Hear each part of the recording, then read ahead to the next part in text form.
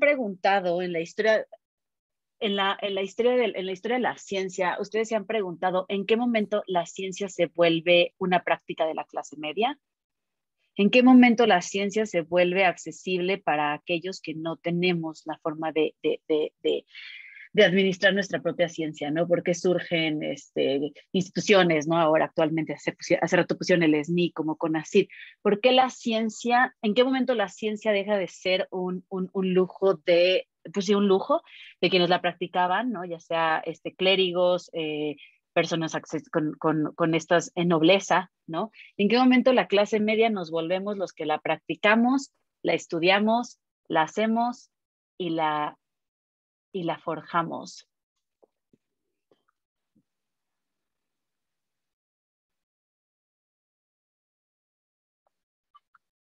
Ok, el siglo XX, sí, por ahí, exactamente. Muy bien.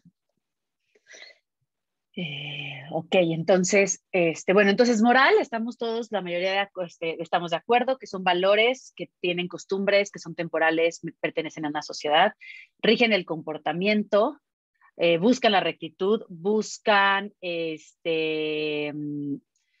como ponían acá, los valores, ¿no? Construir, ¿no? O sea, igual el objetivo de la moral, no sé si lo ha conseguido, pero busca probablemente una universalidad en estos valores que mencionan. Y dentro de estos juicios, pues vienen muchos prejuicios y estigmas, ¿no? Que tenemos. Y que, como bien dicen, en la ciencia podemos encontrar prácticas morales y prácticas éticas. Y cuando escuchamos la palabra ética, sí, Ariadna, de la industrialización. Cuando escuchan la palabra ética, entonces, ¿en qué pensamos? Crítica. Uh-huh.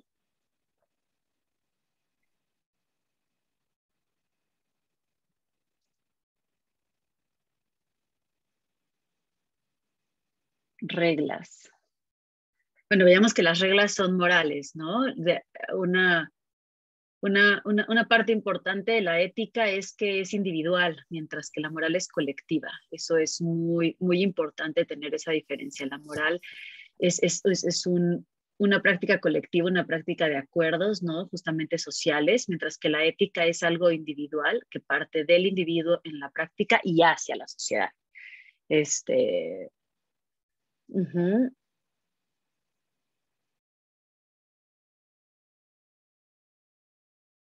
El cómo actúas o te conduces, de acuerdo a qué, ¿no? O sea, también o sea, al practicar moral actuamos y nos conducimos de cierta manera. Es atemporal, precisamente. Toda moral fue ética en algún momento, ¿no? También las morales que rigen actual y que ahorita vamos a ver justamente con la historia de la bioética, muchas éticas son morales, ¿no? Durante la historia de la humanidad, lo que en un momento se cuestionó, empieza a ser un interés común, un interés social, y entonces empieza a volverse una moral, ¿no? Exacto, es una reflexión de estas normas, ¿no? Entonces, bueno, estamos la mayoría de acuerdo mientras siguen aquí participando. Es una crítica, un razonamiento, tiene principios, normas, cuestionamiento, reflexión, también valores, que entonces los valores caen dentro de la moral o dentro de la ética, y si pueden caer en los dos, ¿de qué forma podríamos diferenciarlos cuando hablamos de una u otra? Correcto o incorrecto, ok. Ponen aquí, ¿no? Pues la ética es moral, pero bueno, para estos fines y para el resto del curso les recomiendo tener clara la diferencia entre ambos. Con todos los ponentes si practicarán ambos conceptos de forma diferente. El método científico, ¿existe el método científico? Esa es otra historia, ¿verdad? Los principios universales de la ética y que van cambiando, no es importante, ¿no? Que todo aquello que puede cambiar o que es temporal no va a caer en el rubro de ética. En la ciencia hay reglas a seguir para practicarla, sí, el cuchareo, este, ¿cuál otra se me ocurre? No sé, ¿qué otras reglas se saben por ahí, ¿no? Que hemos practicado todos, filosofía, cómo debemos actuar, la tolerancia, la elección. Alicia, no hay, ¿verdad? Dicen, reportes ad hoc, ok, sí, el positivismo, ¿no? No, no, no, no, no nos gusta nuestro sesgo, no nos gusta reportar lo que no salió, ¿verdad? No te preocupes, no reportes esos dos que sí se murieron. Al final los otros 50 vivieron, ¿no? Este, límites, esa me gusta, límites, ¿no? ¿Dónde empieza la moral y la ética del otro? La ética, cuando es una práctica individual, estamos hablando que enfrente tenemos a un otro. ¿En dónde mi práctica ética debe de parar? ¿Y cómo sé cuándo estoy imponiéndome ante la ética del otro? Exacto, las costumbres y estamos hablando de moral, Ariadna. Y todo de acuerdo también a todos los artículos que ustedes estuvieron leyendo dentro del módulo. Los 3 artículos que ustedes revisaron, justamente trata de hacer esta diferenciación con fines, como les digo, encontrarán diferentes autores donde ética y moral lo usan como un sinónimo, parte incluso de la filosofía, pero para fines prácticos, y ahorita vamos a ver por qué es importante que el resto de su curso tengan bien clara la diferencia entre una u otra o cómo lo van a estar usando los ponentes, porque sí va llevando una claridad en cómo practicamos, ¿no? Exacto, perfecto. Muy bien, entonces, bueno, ahí sí me pierdo algo del chat, ahí se los encargo, Rebe y todos, que ya se satura mi pantalla de cosas. Muy bien, entonces, bueno. Ustedes podrían, digo, si revisaron el material, ¿cuáles son las diferencias entre la bioética de Fritz Jarr de 1927 y la propuesta por Potter en 1970?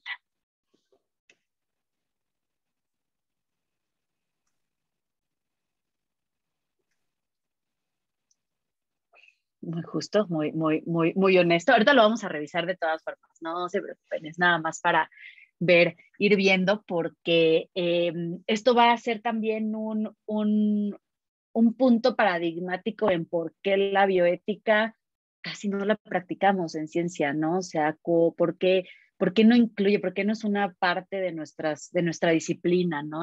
Cuando formamos, ustedes que están aquí como profesores, colegas, ¿por qué no estamos practicando la bioética desde que entran, ¿no? A la ciencia? Ahorita hablaban de costumbres, de valores, de razonamiento, de reglas, de la buena praxis, y sin embargo, no contemplamos realmente dentro de nuestros planes de estudio la bioética como un tema no solo de entender por qué debemos de tener buena praxis, sino y cómo debe hacerse esta buena praxis. Sé que muchos han ido introduciendo a sus clases el plagio, la manera correcta de citar, prácticas, ¿no? De bienestarismo, por ejemplo, en todo lo que es investigación, pero ¿por qué lo tenemos tan a un lado, ¿no? ¿Por qué debemos incluirlo más? Y sobre todo ahorita que veamos la historia y veamos los momentos de la historia en la que nos encontramos, qué hemos hecho, ¿no? Potter hace una propuesta de bioética universal que engloba no solo la parte relacionada a la salud. Ok, no recuerdo. Potter lo transforma en un nuevo campo, ajá, quita el egocentrismo, ese es Fritz Jarr. Jarr busca aplicar la consideración moral en todos los seres vivos y Potter coloca la ecología y la ética ambiental en el centro de la reflexión bioética. Fritz Jarr hablaba de respetar a cada ser viviente, Potter habla de cómo usar el conocimiento. Exacto, muy bien. Potter incorpora la ética ambiental, ¿sí? Y también importante, ¿no? Como todo en la historia, la época, el momento donde proponen los términos son muy importantes. La de Fritz Jarr se basa en un punto biocéntrico, mientras que Potter busca integrar un trato digno. Jarr propone al término con una visión global, pero se fue yendo más hacia los temas de salud y medicina, exacto. Y Potter va a regresar, aunque ya el término global de los seres vivos. Fritz Jarr considera el respeto de la naturaleza y Potter más del área de la medicina. Espero que terminando esta clase nos haya quedado a todos clara la diferencia, pero cómo la bioética del siglo XXI, del 2022, conjunta ya, ¿no? Ambas visiones, que eso es como lo más importante. ¿Alguien más o los demás vamos por el no recuerdo? No se preocupen, ahorita lo vamos a ver también. Pero bueno, entonces una vez que entendemos qué es esta diferencia entre moral y ética y cómo la vamos a estar utilizando, vamos a ir viendo a través de los diferentes eventos de la historia por qué la bioética, cómo surge la bioética, y espero que para el final de la clase de hoy podamos discutir por qué necesitamos una bioética. ¿Y por qué necesitamos una bioética? Ahorita hablábamos de moral y de ética, ¿no? Y cómo son costumbres temporales, y la ética es la reflexión de estas costumbres, y vamos construyendo sobre esas reflexiones. Entonces, ¿por qué una bioética si ya tenemos una ética? Si ya existe una ética que nos permite reflexionar, ¿por qué una bioética? ¿Por qué creen que una bioética? Esa es como la pregunta con la que vamos a cerrar, ¿no? El día de hoy. Vamos a ir revisando los diferentes sucesos de desarrollo en varias disciplinas y cómo estas van a ir antecediendo, ¿no? En el quehacer de esta bioética y dónde estamos actualmente. Entonces, para ir empezando, ahí pueden ver los años. Con mucho gusto les voy a compartir esta infografía por medio del Moodle para que se las compartan y la tengan accesible ustedes para que la puedan revisar. Pues vamos a irnos, vamos a empezar en 1914, 1918, inicios del siglo XX. Venimos de un siglo previo donde ocurre, ¿no? Donde la humanidad, ocurre la segunda y tercera herida narcisista de la humanidad. Tenemos a un Darwin que un siglo antes viene, ¿no? Con una propuesta en la que propone, ¿no? Que consideremos que el ser humano tiene, ¿no? Este ancestro común con el resto de los animales y le quita un poco de este narcisismo a la humanidad de decirle, oye, pues no somos tan imagen y semejanza de, sino más bien venimos de, ¿no? Y esto, bueno, abre la brecha para que la práctica o la investigación en la naturaleza y en los seres vivos se vuelva una disciplina ya mucho más estricta, ¿no? Más allá de los naturalistas, ya tenemos lo que es la práctica de la biología como tal. Y a partir de ahí, bueno, unos años después, ¿no? Llega Freud diciéndonos a todos, la humanidad, como la tercera idea narcisista. Bueno, no sé si se saben cuál es la primera. La primera es Copérnico, con el no somos el centro del universo, no es la Tierra no gira alrededor del Sol, sino el Sol no gira alrededor de la Tierra, sino viceversa. Luego tenemos a Darwin y luego encontramos ahorita a Freud, y Freud nos dice, pues todo lo que es racionalizable, todo lo que tú crees que es lógica y las razones por las que te comportas y las que haces y actúas no son controladas por ti, sino por un inconsciente al cual nunca vas a tener acceso en tu mente. Entonces eso nos quita, ¿no? Como humanidad, otro gran momento de entender que somos más instinto. Y creo que para aquí en la ciencia y más para los biólogos, que somos la mayoría aquí presentes, es muy importante. Actuamos más por instinto, ¿no? Que por pensar, esta necesidad de racionalización o de raciocinio que nos hacía tan diferentes de los animales y que en este curso iremos viendo que no hay tanta diferencia y que somos más instinto, más impulso. Y menciono un poco estas heridas narcisistas, acuérdense, porque para terminar la clase vamos a hablar de la cuarta herida narcisista que ha venido con la cuarta revolución industrial y dónde estamos ahorita dolidos.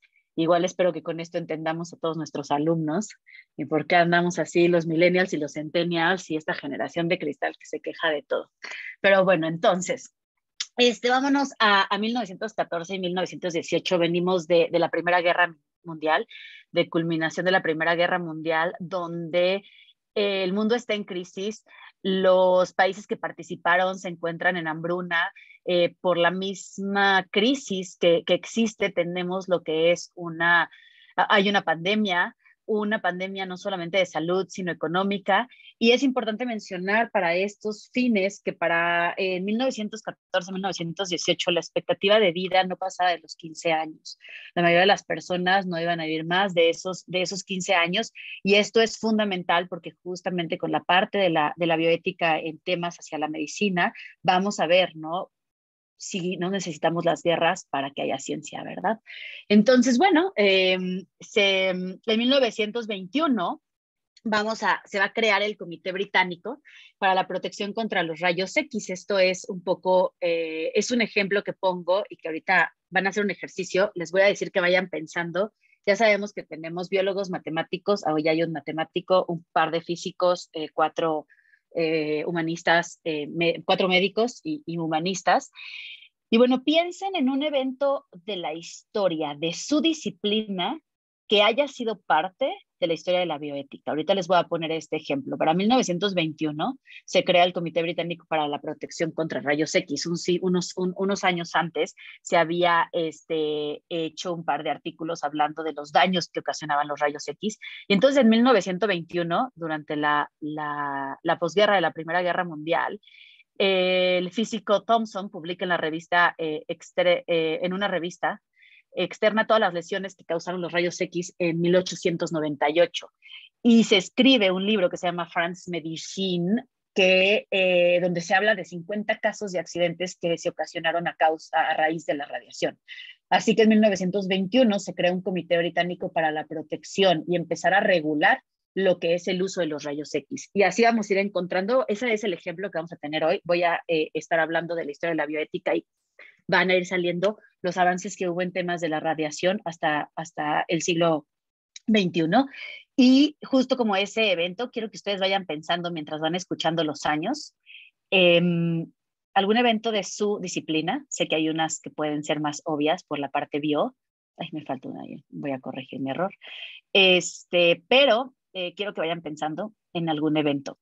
Y otro ejercicio que quiero que hagamos, por favor, todos los participantes, cuando escuchen el año en que nacieron, levanten la mano. ¿Ok? Vamos a ir viendo qué edad teníamos cuando nacemos, en dónde estaba el mundo. Es importante, este ejemplo siempre se lo pongo a los alumnos. Cuando yo nací no existían los derechos de los niños. Yo nací sin derechos. No tenía derecho no tenía a mis papás la obligación de llevarme a la escuela. Había una educación gratuita que me daba el Estado, pero no tenía la obligación de llevarme. Yo no tenía derechos. Actualmente existen los derechos de los niños. Cuando yo tenía 8, entre 7 y 8 años, me acuerdo perfectamente, y ahorita lo vamos a retomar y solo lo voy a mencionar, que me llevaron a votar por los derechos de los niños y pusieron casillas, ¿no? Y mis papás muy responsables me llevaron a ser partícipe de la democracia de nuestro país.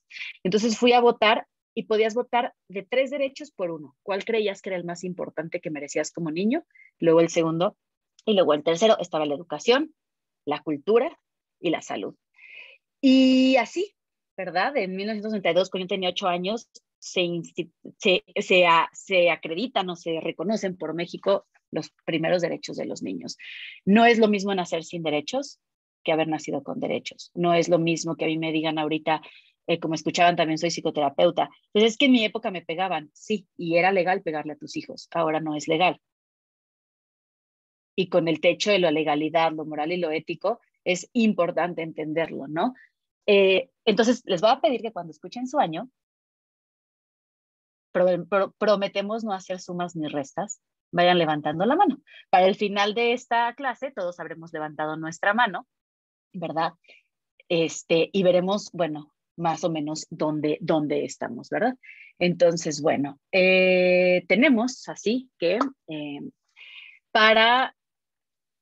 antes de que se me pasara.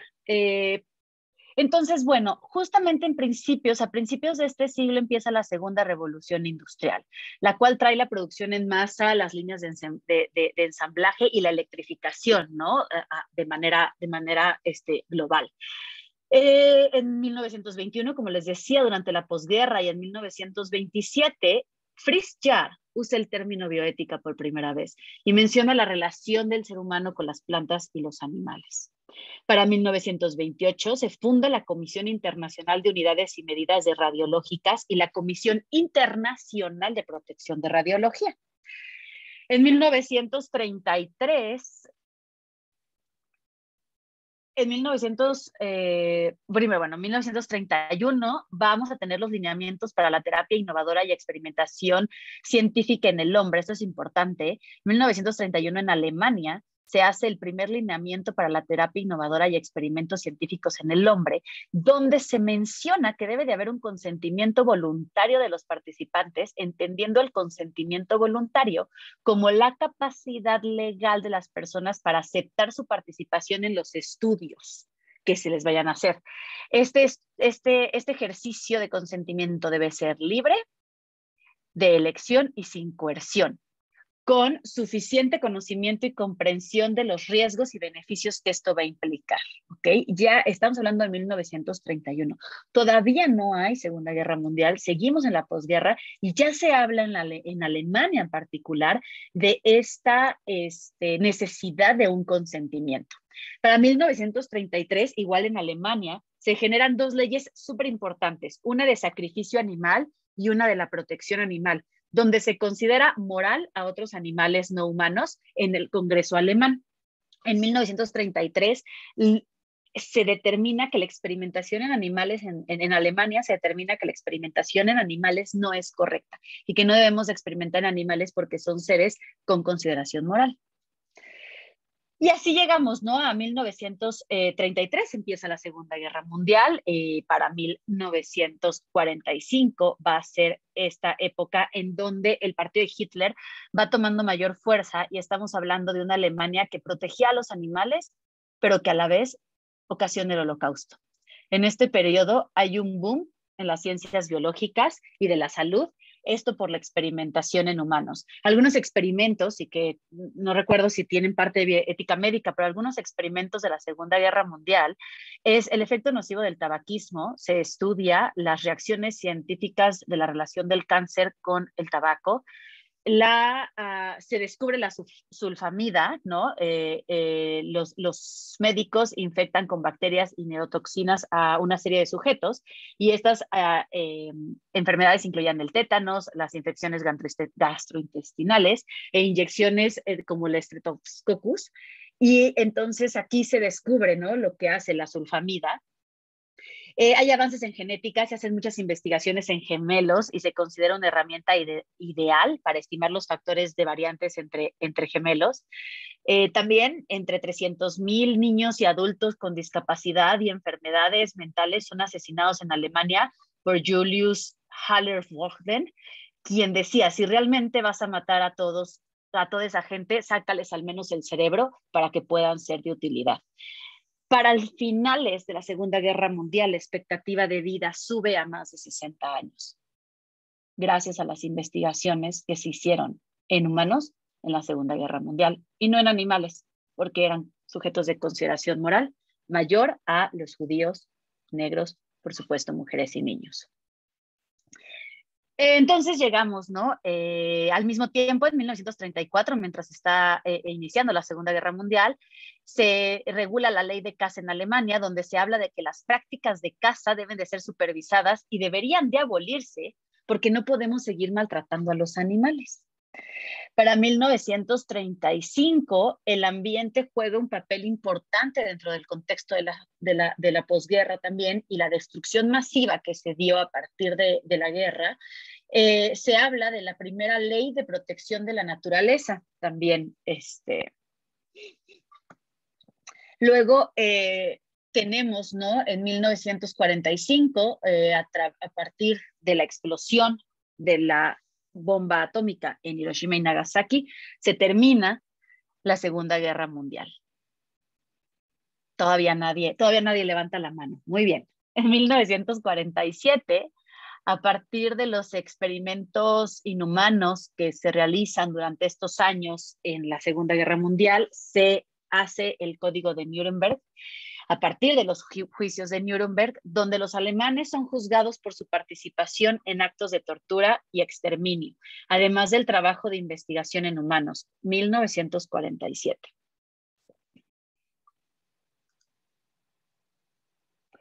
Cuando escuchan la palabra bioética, ¿en qué piensan?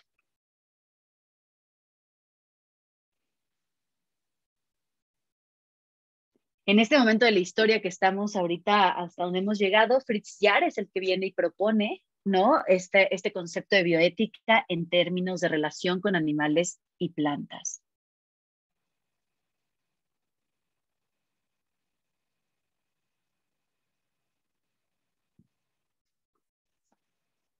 Ujú. Puente interdisciplinario, vida, leyes, salud, interdisciplina,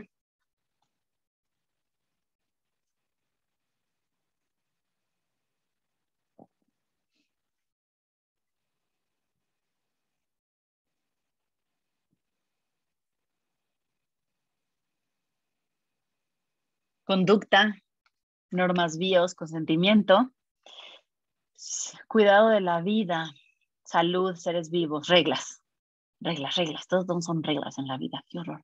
Ética en ciencias, puentes interdisciplinarios, experimentación, salud, biología, ciencia, ¿verdad? ¿Dónde está la ciencia? Muy bien.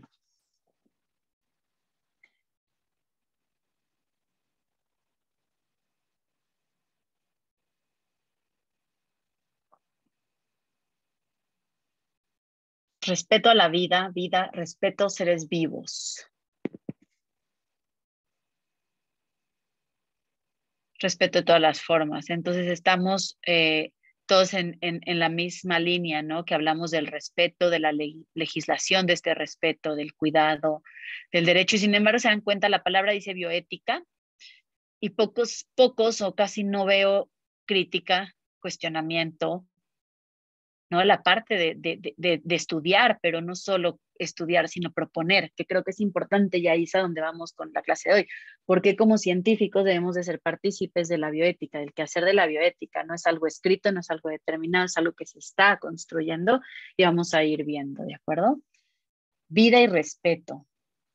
Para 1948 se genera la Declaración Universal de los Derechos Humanos a raíz de los códigos de Nuremberg, donde se reconoce que todos tenemos los mismos derechos sin importar lo que nos hace diferentes. Ese mismo año vamos a tener la Unión Internacional para la Conservación de la Naturaleza. Se crea la primera Unión Internacional pensando en la conservación de la naturaleza. Luego nos vamos a ir a 1954. ¿Ya hay alguien por ahí? Alguien por ahí, alguien, muy bien, alguien me están aplaudiendo, muy bien, Guillermo, alguien por allá, ya. Guadalupe, muy bien, ya vamos llegando, ¿verdad? Empezamos a aparecer los primeros. Entonces, 1954 ya habían nacido. En esos menos de 5 años, antes no había derechos humanos. 1954. El Código de Ética Médica de la Asociación Médica Mundial se escribe, un código de ética, esos códigos, ¿verdad? Luego tenemos, en 1961 se hace el primer Fondo Mundial para la Conservación de la Naturaleza silvestre, the Worldwide Fund of Nature, se hace en 1961. Fíjense, aquí todavía estamos, Fritz Jarr es el que propone primero esta idea de bioética en una posguerra. En 1962 hay una nueva tecnología en el mundo, las diálisis, y se crea el primer comité en Seattle para tomar decisiones. Este comité es el primer comité de bioética registrado que no integra a personas médicas, es decir, las personas que forman este comité no son médicos y su trabajo era elegir quién podía aplicársele y a quién debía aplicarse esta nueva tecnología.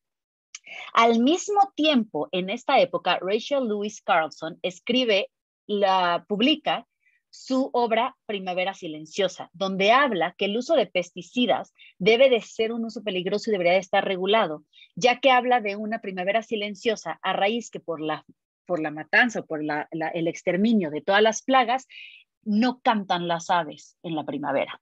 ¿Por qué? Porque pues no tienen alimento y entonces no hay aves. En 1964, aquí ya debe haber más manitas arriba, ya muy bien, hola, todas ahí. Ya están acá todas ya hay más, empezamos. 1964 se hace la Declaración de Helsinki, donde se publican principios éticos que deben de guiar a la comunidad médica. Para 1966, el artículo de Bisher, de un doctor, se denuncian 22 publicaciones sin principios éticos en revistas de prestigio, donde no se siguen ni se respetan las declaraciones de Helsinki. Es decir, en 2 años, este autor junta más de 22 publicaciones en revistas de prestigio que no están siendo no respetan los lineamientos de la Declaración de Helsinki. Esto visto desde la parte médica, ¿no? Estamos hablando de áreas médicas. Y llegamos a 1970, donde Potter, el padre reconocido como el padre de la bioética, oncólogo y bioquímico, utiliza el término de bioethics en su artículo La ciencia de la supervivencia. Y en ese mismo año se declara el Día de la Tierra. En 1970 es cuando se declara el Día de la Tierra. Ya vamos más naciendo, muy bien. Me da gusto, ya casi nazco yo. Para 1971 se funda Greenpeace, nuestro amigo aliado que odiamos al mismo tiempo con el Greenpeace. Y pueden poner en el chat historias de Greenpeace, yo sé que todos tienen. Se funda Greenpeace, ¿verdad? En 1971, Potter publica su libro de bioética y habla que es un término que habla de este puente que algunos de ustedes ya mencionaban hacia el futuro, donde explica cómo la humanidad necesita un puente entre las ciencias y las humanidades, ya que ya tenemos mucho conocimiento para este momento y es el punto que él propone que deberíamos empezar a cuestionarnos cómo vamos a usar ese conocimiento, de qué manera ese conocimiento lo vamos a usar. En este mismo momento, Hellinger, un gineco-obstetra, funda el Instituto Kennedy. Este instituto estudia la reproducción humana y la bioética en la reproducción humana. Es el primer instituto que se dedica de manera formal al estudio de la bioética. Este mismo año, en 1971, la Convención Relativa de Lucha contra la Discriminación en la Esfera de la Enseñanza se crea en los derechos humanos y se hace la Convención Internacional sobre la Eliminación de todas las formas de discriminación racial. 1971. Habíamos hecho en 1948, se les había cuestionado y se les había enjuiciado a los alemanes por sus prácticas de tortura que habían hecho en la Segunda Guerra Mundial. Para 1971 ya se habla de la discriminación, pero vamos a ver que todavía no se abole la tortura.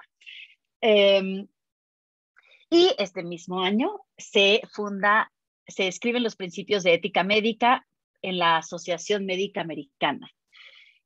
Algunos autores dicen que este es el año en que la bioética es secuestrada por la parte médica y que aunque en realidad Fritz Jarr en sus orígenes menciona esta relación entre el ser humano y los animales y las plantas, en esta época de 1970 donde la bioética empieza a ser considerada y se empieza a aplicar primero en estas prácticas médicas, ¿no? Es decir, entre la relación entre humanos antes de ya cuestionar más allá la parte de otros seres vivos o la naturaleza.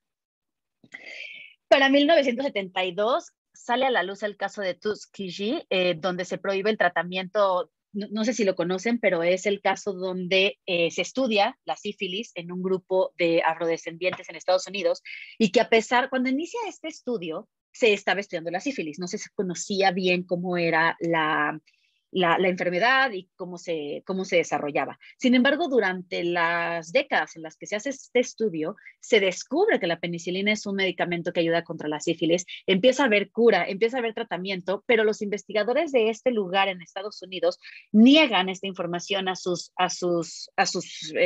las personas que por consentimiento informado estaban ahí siendo sujetos de estudio, y entonces cuando se tiene conocimiento de este tratamiento no se les se les sigue llevando a término en su enfermedad. Como saben, la sífilis es una enfermedad que a largo plazo provoca la muerte, ataca el sistema nervioso y es mortal. Y mucha gente murió innecesariamente porque ya se sabía y ya había cura. A raíz de este caso, ya teníamos los derechos humanos, ya teníamos la Declaración de Helsinki más de una década antes, pero no se respetan. Y así se escribe el informe de Belmont y la Ley de Investigación Nacional, donde se habla de principios éticos y pautas para la protección de los seres humanos en la investigación, que hablábamos, ¿no? De la ética y la investigación en la ciencia. Bueno, estamos hablando que en 1972 es la primera vez que se empieza a cuestionar la ética en las metodologías y la manera de hacer investigación para regir una bioética y por motivos históricos se enfoca en la medicina. Este mismo año vamos a tener la Declaración de Estocolmo, donde se reconoce el ambiente como parte de los derechos humanos. A través de esta declaración se generan leyes en diversos países con fines del cuidado del ambiente. Y empezamos, bueno, en 1974 se hace en la República Federal de Alemania la Ley contra la Contaminación Atmosférica. Y solo porque ¿Ustedes creen que el desarrollo de organismos genéticamente modificados es necesario y podrán acabar con el hambre en el mundo?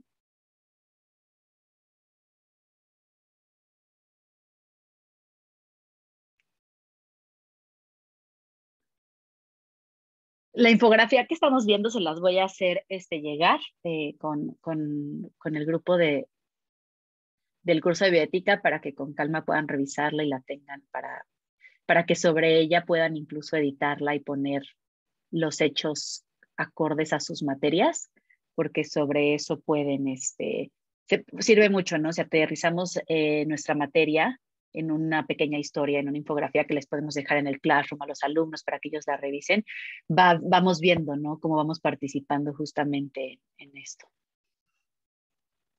Y estamos en 1974, ya tenemos muchos nacidos, oigan, compartiendo el mismo oxígeno en este planeta, acabándonos el planeta. Bueno, es sábado, hay que divertirnos un poquito. Muy bien, hay otras opciones, dicen, no sé. Muy bien. Creo que voy a tener un poquito más. Se vale abstenerse, se vale abstenerse.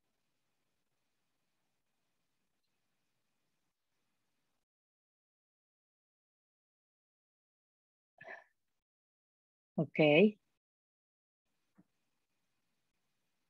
exacto. Super.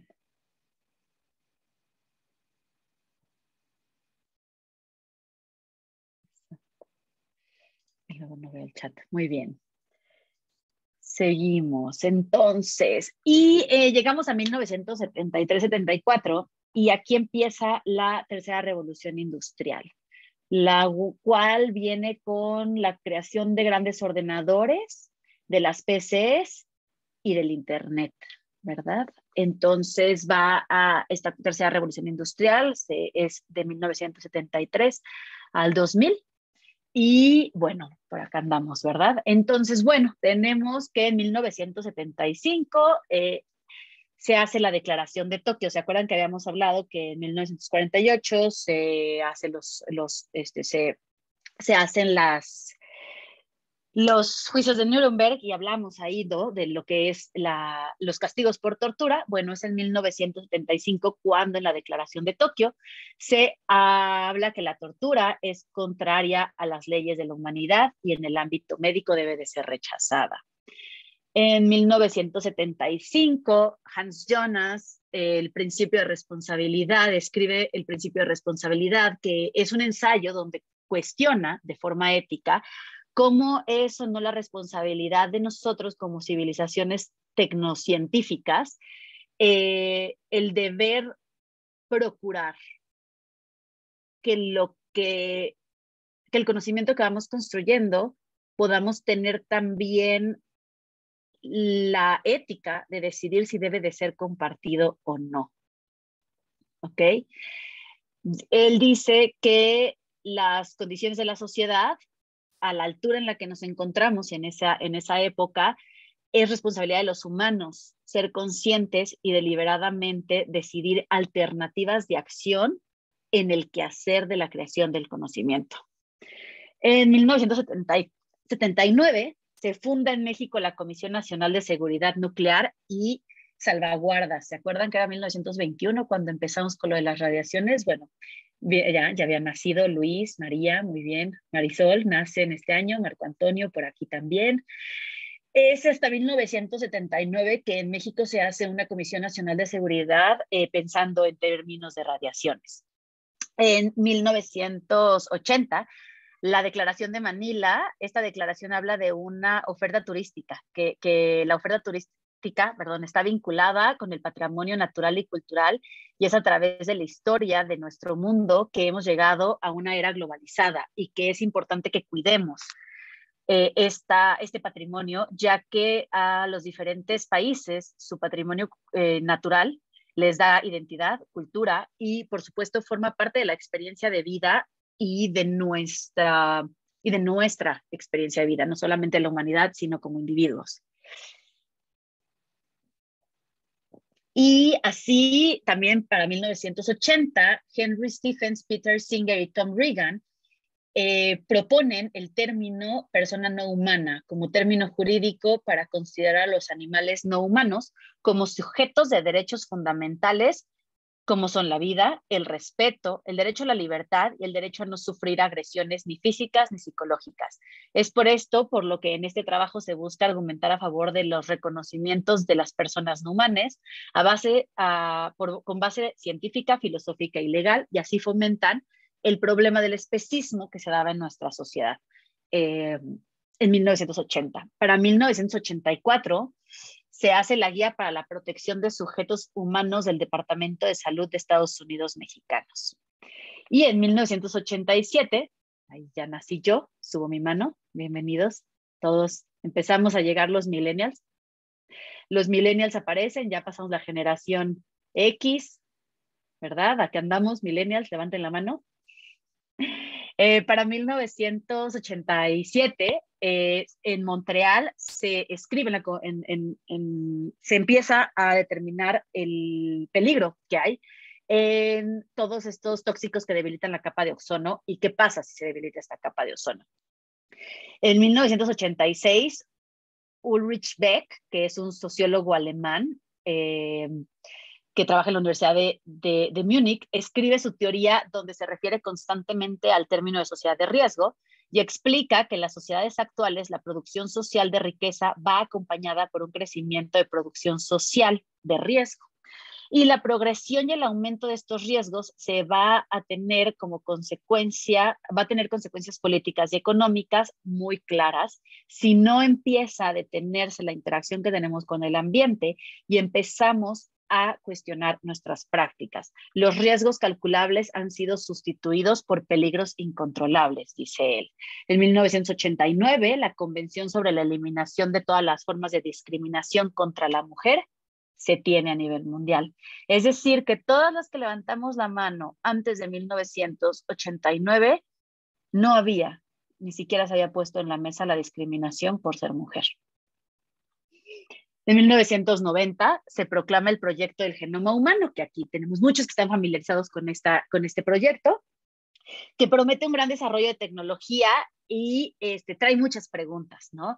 Se inicia este proyecto que durará 15 años y que promete poder otra vez recuperar esas heridas narcisistas. ¿Se acuerdan que habíamos hablado de las heridas narcisistas?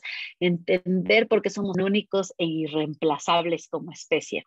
Ese mismo año se utiliza propiamente el principio de precaución, el término de principio de precaución, en la tercera Conferencia Internacional de Protección del Mar del Norte. Y ese año se hace la Declaración Americana de los Derechos y Deberes del Hombre, y la Convención de los Derechos de los Niños. Ese año se reúnen junto con, un año después de que decimos, que no solo las mujeres no deben de ser discriminadas, los niños también son humanos, que diga perdón personas, que diga perdón tienen derechos, y se reúnen en convención para empezar a hablar de los derechos de los niños.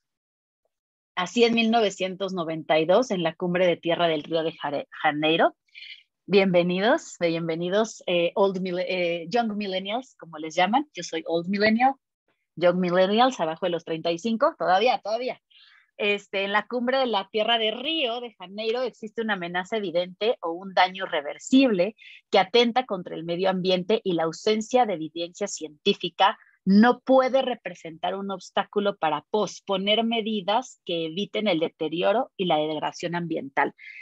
El principio de precaución dice que ante la incertidumbre, ¿se acuerdan que hablábamos de la inexactitud de la ciencia? Ante la incertidumbre, ante la falta de evidencia científica de las consecuencias que una práctica puede traer, es obligación posponer, cuestionar y detener muchas prácticas con el fin de cuidar el ambiente y pues, el planeta en el que vivimos. En 1992, en esta cumbre, también se dice que en 30 años, si no se toman las medidas pertinentes, estaremos en peligro eminente e irreversible del cambio, de la pérdida del agua, del cambio climático, y todo eso se menciona en esta cumbre. Bienvenido todos aquellos que 30 años después están aquí. porque díganme si no, la ciencia tenía un poco de razón en ese momento. Se menciona que antes de usar una nueva tecnología o un proceso químico, todo individuo tiene la responsabilidad de examinar todas las alternativas posibles. Incluso la alternativa de no actuar es una alternativa. El principio de precaución invita a evitar que las limitaciones científicas se conviertan en coartadas para la acción. Este mismo año surge en México la Conbioética y habla de las necesidades nacionales a través de acuerdos internacionales. Y este año también se proclaman los derechos de los niños y México los reconoce. En 1996, la Convención Interamericana para Prevenir, Sancionar y Erradicar la Violencia contra la Mujer se tiene, y en la Convención de Belém do Pará. Y llegamos así a finales del siglo XX para el año 2000, donde el Protocolo de Cartagena sobre seguridad de las biotecnologías, se hace, ¿no?, un convenio de la biodiversidad y el uso de las tecnologías, como veíamos hace rato, la necesidad de estas nuevas tecnologías estamos a la mitad del proyecto del genoma humano, se está entendiendo mucho de cómo funciona y aunque no está dando necesariamente ciertos resultados que buscaba, sí da otros, ¿no? El uso de nuevas tecnologías a raíz de todos estos temas que veíamos en la diapositiva anterior, transgénicos, organismos genéticamente modificados, se habla de clonación, Dolly está por aquí también, y entonces estamos hablando de qué se va a hacer con esta nueva información, al mismo tiempo que tenemos muy reciente los principios de precaución y de responsabilidad. ¿Qué tan de acuerdo o en desacuerdo están con esta oración? La humanidad tiene el deber de preservarse en el planeta mediante la tecnología. Estamos ya a punto de terminar la tercera revolución industrial. Estamos entrando a este siglo, el siglo XXI, y entonces nos preguntamos, ya está la tecnología. Para este momento también les digo, la expectativa de vida de las personas, ya estamos por alrededor de los 70 años, muchos de los que nacen al inicio que íbamos levantando la manita, ¿no? Cuando yo nací, la expectativa de vida que yo tenía al nacer era de 70 años, ahorita es de casi 90 años, sigue en aumento con los avances de la tecnología. Y hablando un poco, porque no lo puse en la línea del tiempo, pero estaba acordándome, bueno, en la posguerra, la Segunda Guerra Mundial, viene la Guerra Fría. Y gracias a la Guerra Fría es que tenemos celulares, computadoras, el Internet, las guerras y la ciencia. ¿Qué pasa ahí?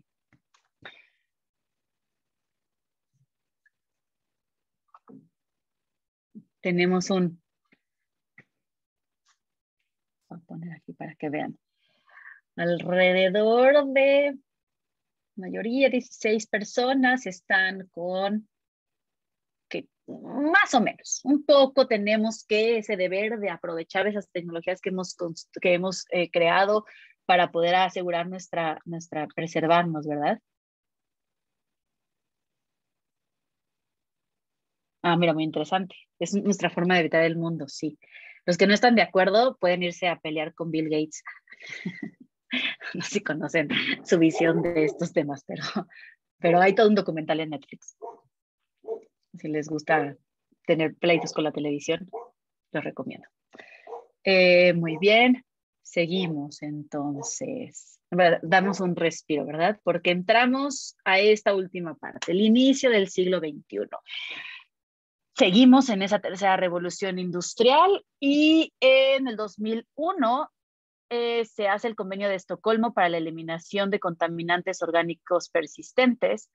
También la Convención Internacional para Prevenir y Sancionar la Tortura. ¿Se acuerdan que ya habíamos hablado de que no se torturaba? Ya se había dicho que no era una práctica para los derechos humanos. Bueno, aquí ya se previene y se sanciona la tortura. 2001, 1948. Ya la mayoría con la mano por ahí del 1951. Aquí ya tenían hijos preadolescentes o adolescentes o hasta entrando a la universidad. Y apenas andaba la humanidad cuestionando si debíamos de sancionar la tortura. Para el 2001, la Ley General de Vida Silvestre de la Semarnat. Bienvenidos centennials que empiezan a levantar la mano. Mucho gusto. para la Ley General, bienvenido Centennial, para la Ley General de Vida Silvestre, la Semarnat, se registra. Y en el 2002, la Convención Interamericana para la Eliminación de todas las formas de discriminación con las personas de discapacidad, porque, ¿verdad? Ya teníamos derechos de los niños, las mujeres ya no iban a ser discriminadas, pero no habíamos pensado en las personas con discapacidad. En el 2003, la Ley General de Desarrollo Forestal Sustentable en México y el protocolo facultativo de la Convención sobre los derechos de los niños en términos de la venta de niños. Es en el 2003. Los que levantaron la mano antes del 2003, por aquí tengo a alguien que sí tiene la cámara prendida, cuando naciste todavía te podían vender tus papás. Era legal, estaba bien visto y no había nada que dijera que no. Es hasta el 2003 que se hace una segunda convención de los derechos de los niños y se va a hablar de la venta de niños. Qué horror, ¿no? El 2005, la Declaración Universal sobre la Bioética y Derechos Humanos se escribe y termina el proyecto del genoma humano con aún más interrogantes. Empieza a haber revoluciones en torno al material genético y se considera que el proyecto no tuvo éxito. Surgen a la par estas tecnologías que platicábamos de organismos genéticamente modificados, de transgénicos, de clonaciones, y bueno, posteriormente, hace menos de 5 años, el CRISPR-Cas9 y la tecnología que influye, ¿no? Que toda la bioética que hay atrás de esta tecnología. En el 2008, la Convención sobre los Derechos de las Personas con Discapacidad y se firma el convenio de 169, el convenio 169 sobre los pruebos triviales e indígenas. En el 2008 se firma el convenio de 1169 donde se va a hablar de los derechos de los pueblos indígenas.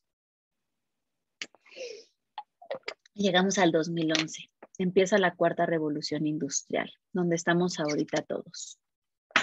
La cuarta revolución industrial que trae con él la unificación de la biología, la física, la computación, bueno, física y matemáticas y computación en el quehacer de las tecnociencias. Ya se tiene el Internet, ya se tienen estas grandes PCs y se empieza ahora sí la interconectividad. El Internet de las cosas, por lo que estamos aquí todos reunidos. Es una revolución que viene a cuestionar o a proponer una nueva forma de relacionarnos con nuestros inventos, pero sobre todo, y como siempre le digo a los alumnos, a partir de la cuarta revolución industrial, todos aquellos que no son profesionales para este momento, que apenas están estudiando o ingresando a una carrera universitaria, como los alumnos que nosotros vemos en nuestras aulas, se están preparando para trabajos que aún no existen. Son trabajos que no se han inventado, son trabajos que aún no se necesitan, pero que se están necesitando. Hoy en la mañana platicaba con un chavo de 18 años y me decía que le interesa mucho ser arquitecto. Y me decía, pero ¿sabes qué, Diana? Yo creo que yo tengo que ser un arquitecto del metaworld. Yo tengo que ser un arquitecto del mundo virtual, donde tú vas a entrar a una ciudad y va a estar mi edificio construido ahí. Tengo que saber programar la construcción de mi edificio. Ya no me sirve si un temblor, si la gravedad, si los materiales.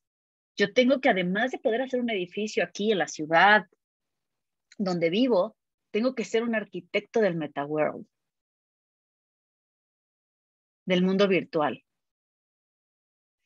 A inicios de este año, la Universidad de Houston hizo una investigación social, en sociología.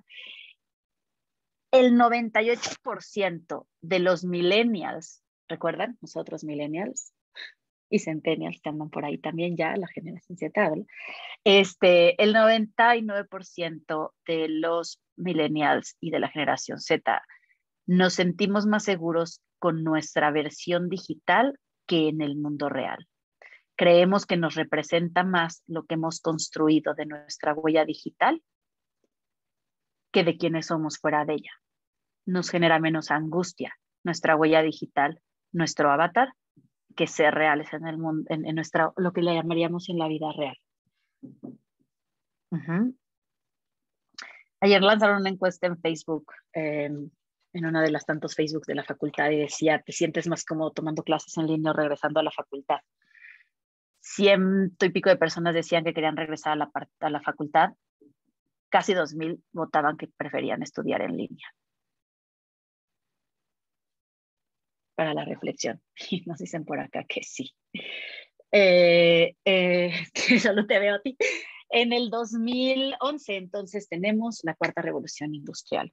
Para el 2012, la UNAM y el CONACYT firman un acuerdo donde se piden acciones que impulsen y mejoren a la academia e investigación en términos bioéticos. Con este antecedente, entonces se empieza a construir un tema bioético a nivel de facultad. Ya para aquí, prácticamente todos los que estamos aquí habíamos nacido y casi todos ya teníamos corteza prefrontal bien conectada y desarrollada. Casi todos, no todos. En el 2013, en la India, el Ministerio de Medio Ambiente y Bosques prohíbe el encierro y explotación de delfines, reconociéndolos como personas no humanas junto con otros cetáceos. En el 2012 también se firma la proclamación de Cambridge, donde se reconoce que todos los animales con sistema nervioso central son seres de conciencia y dignos de ser considerados como personas con derechos morales. En el 2015, la UNAM crea el Código de Ética y un año antes se crea el primer comité de bioética dentro de una institución universitaria. Para este mismo año, Sandra, la orangutana, que está diagnosticada con depresión crónica, que en Alemania en 1986, es reconocida como sujeto de derecho y logra ser trasladada de su prisión de concreto a un santuario. Para el 2016, la primera persona no humana es reconocida legalmente en el mundo y es en Suiza, un chimpancé que vivió en el jardín zoológico de la ciudad de El Salvador, en el estado de Bahía de Brasil, donde permaneció por muchos años, y es en el 2005 que se mete la petición por dos personas que sea reconocida como persona no humana, y en el 2016 es en Suiza donde le dan este reconocimiento y fallece en el santuario del proyecto del Gran Simio.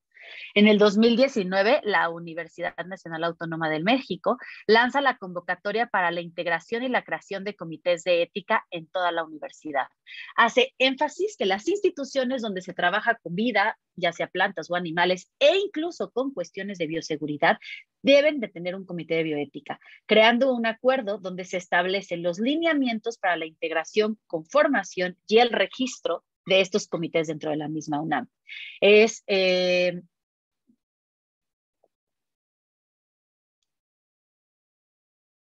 Y es responsabilidad de la humanidad reparar el daño que hemos causado. ¿Deberíamos de estar reparando el daño o solo dejar de hacerlo?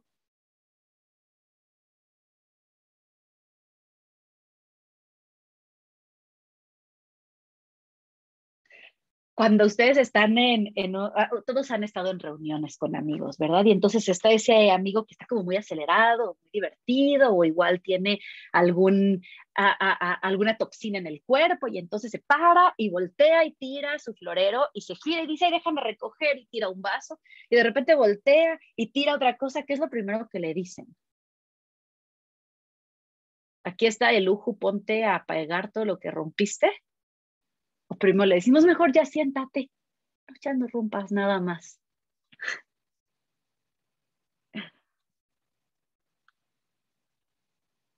¿En qué orden, no, Adriana? Yo creo que es el orden sí importa en estas cosas, ¿no? Mejor ya no hagas nada. Eso, exactamente. Así le dices, mejor ya te están diciendo, no te preocupes, yo limpio, ¿no? Que traen la copa de vino y entonces de paso ya está tu alfombra mojada y dices, ta, ta, ta, ta.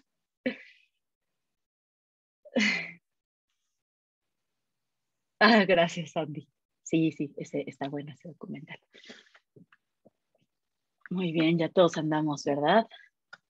Bien nacidos aquí para este 2019, ya no hubiera puesto, perdón, y llegamos al 2020, plena pandemia. Se empieza a cuestionar la relación con los animales no humanos, el ambiente, las crisis, la hambruna, el desempleo, el poco acceso a la tecnología, el cambio climático, la crisis ecológica social.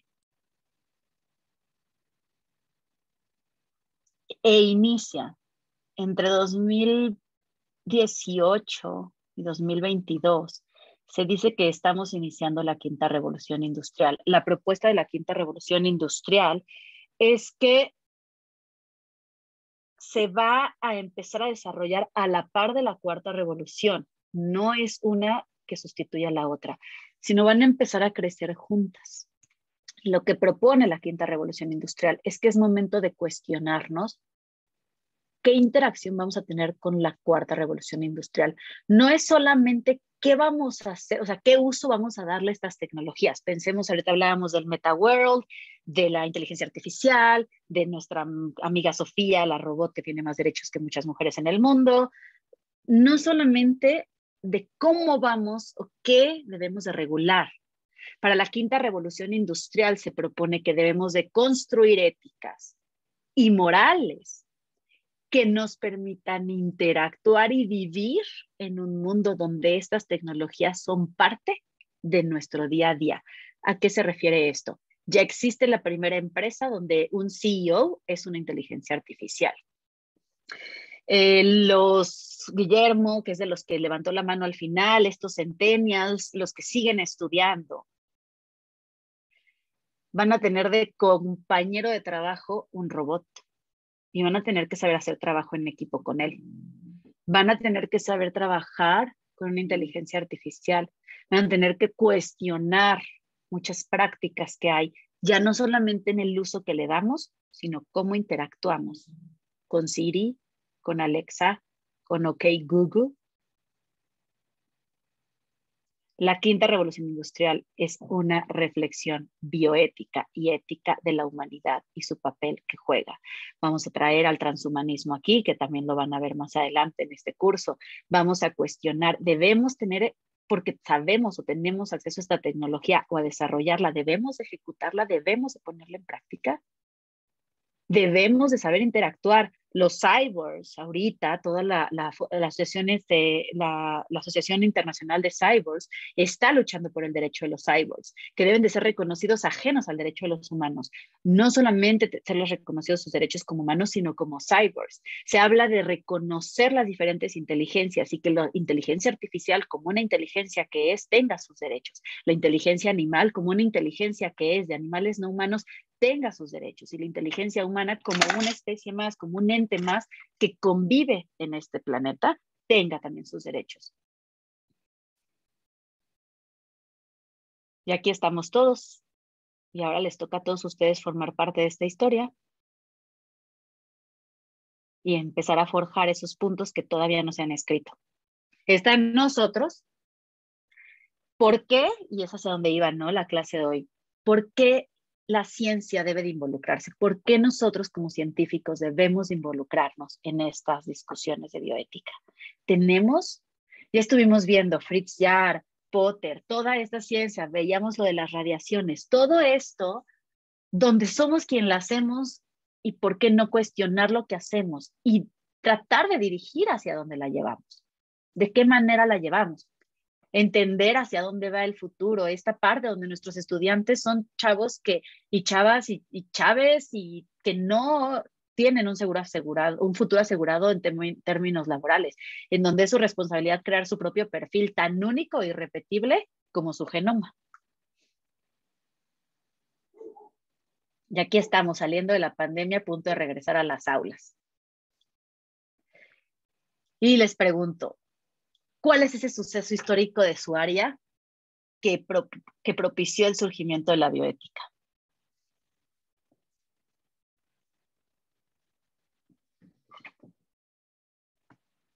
Tuvieron sus buenas casi hora y cacho para pensarla. ¿Cuál es ese surgimiento? ¿Cuál es nuestro papel como físicos, biólogos?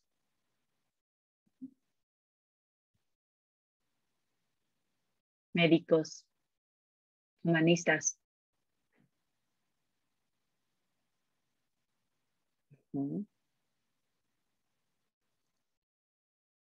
¿Por qué creer en Dios cuando podemos serlo? Dice la cuarta revolución industrial. Y su amigo Bill Gates.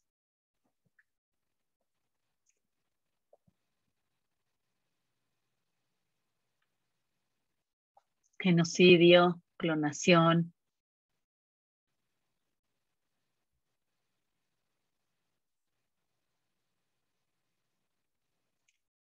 el descubrimiento del DNA, la aparición del virus en animales acuáticos cultivados, muy bueno, sí. La conservación de la diversidad, la legalización del aborto, la clonación humana. Hablando de legalización del aborto, y hemos estado viendo un poco a la par, no está toda la historia de los derechos humanos, pero les puse, ¿no? Parte de la historia de los derechos humanos. Y yo siempre les dejo a los alumnos la siguiente pregunta. Estamos en la ONU, estamos en una convención de derechos humanos y tenemos que decidir cuál va a ser el nuevo derecho humano que vamos a reconocer de forma mundial, ¿no? Ya podemos salirnos de lo universal, ya no somos el centro del universo. Bueno, entonces, y aquí viene ¿se acuerdan? Ya les hablado de la cuarta herida narcisista. Ok, ahí les va. ¿Qué derecho merece mayor prioridad? ¿El derecho humano al aborto o el derecho de la protección de mis datos personales?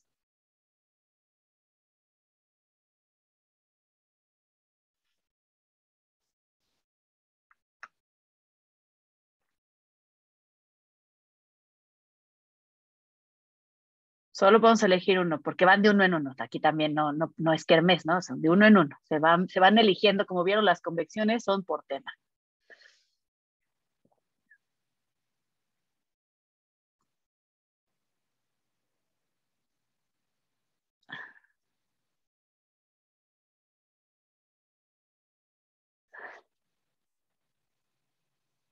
No, no está en Menti. No está en Menti. La voy a poner. La tengo en otro Menti porque sí se la doy a los alumnos. Datos personales. La cuarta herida narcisista de la humanidad a raíz de la cuarta revolución industrial es que nosotros valemos más por nuestros datos que por quién somos. Esa es la siguiente herida narcisista. Valemos más por nuestros datos que por nuestra persona. Vale más tu dato que tu vida.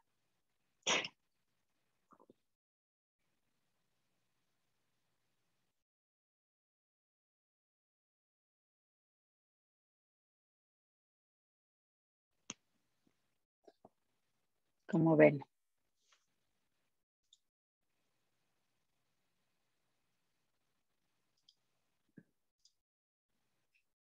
La recolecta excesiva de plantas y animales en la carrera de biología, genocidios judíos por los nazis, Tratado de Ámsterdam del 97, entregó a los animales el reconocimiento de seres sintientes. El impacto ambiental en lo social y en lo ecológico, el CRISPR-Cas9, que es todo un tema, ¿verdad? Ahí no les puse, ¿verdad? En el 2015 2017 se reúnen por primera vez en una convención de bioética para la acción y con el principio precautorio aplicarlo en el CRISPR-Cas9. ¿Qué está en juego cuando hablamos del CRISPR? Modificar a la especie desde temas genéticos. Experimentación con fármacos. Ahí nos falta, ¿no? Experimentación con fármacos y la parte social, ¿no? En países pobres para países ricos. Uso de organismos en investigación. Experimentación humana. Ajá. Genocidios de la Segunda Guerra. Uso de células madres, sí, claro.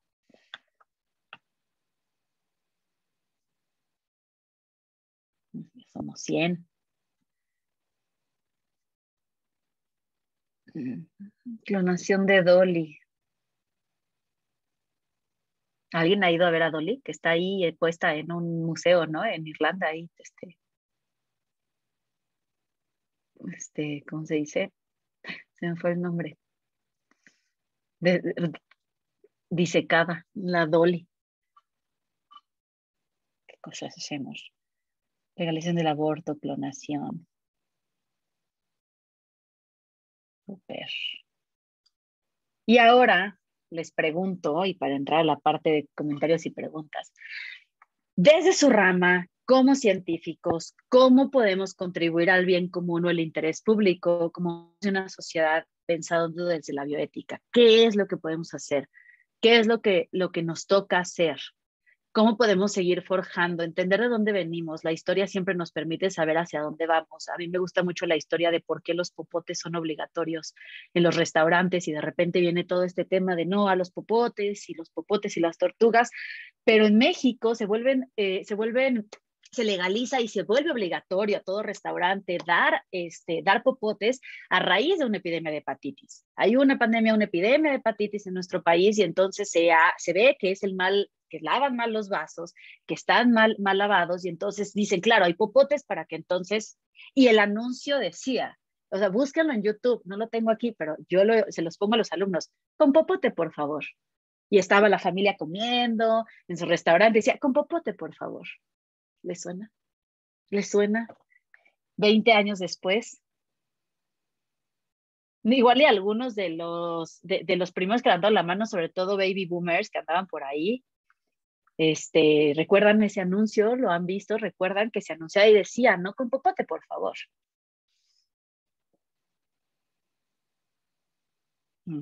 Sí, claro. Y ahora, sin popote, por favor. Es el anuncio nuevo.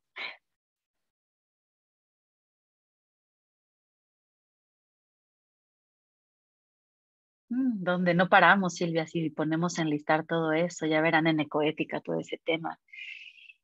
Claro, las morales cambian. Aquí la invitación dulce es que podamos decir, bueno, ¿cuál es mi participación en el cambio de esa moral? Está la moral, es colectiva, la moral cambia, la moral se reflexiona a partir de la ética y entonces tengo yo un qué hacer, qué está pasando con esta generación de cristal, qué está cuestionando, qué nos incomoda de lo que cuestiona. Es que siempre ha sido así, pero ¿por qué tengo que aguantar que siga siendo así? ¿Por qué tengo que aguantar las violencias? ¿Por qué tengo que aguantar, no, las ridiculizaciones? ¿Por qué tengo que aguantarlo? ¿Por qué y cómo y de dónde, no?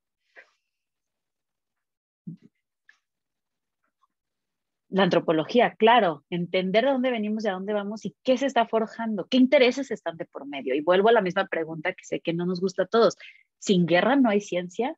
¿Por qué hay una guerra ahorita? Muchas razones, pero una de las grandes razones. ¿Qué está pasando con la guerra que se está suscitando entre Ucrania y Rusia? Necesitamos reestabilizar la economía. ¿Cuál es la mejor forma que saben los países de Occidente para estabilizar su economía? Y más rápida que hay. Las guerras. Sin sacrificar a sus pueblos, a su economía individual, la guerra. ¿Quién está vendiendo las armas a quién? ¿Cómo se está traficando eso? Guerra.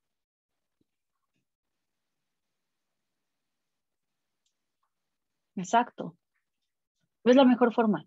Tenemos que estabilizar la economía mundial. Órale, ¿no?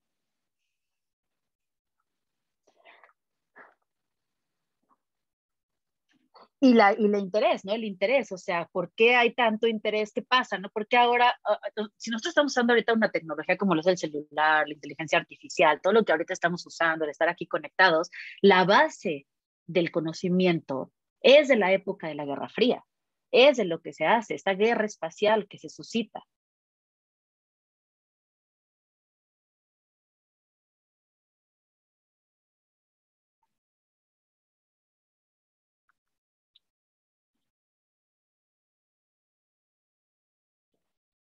Y ahora, Gabriela, nuestros datos personales, valemos más por nuestros datos que por nuestra propia vida.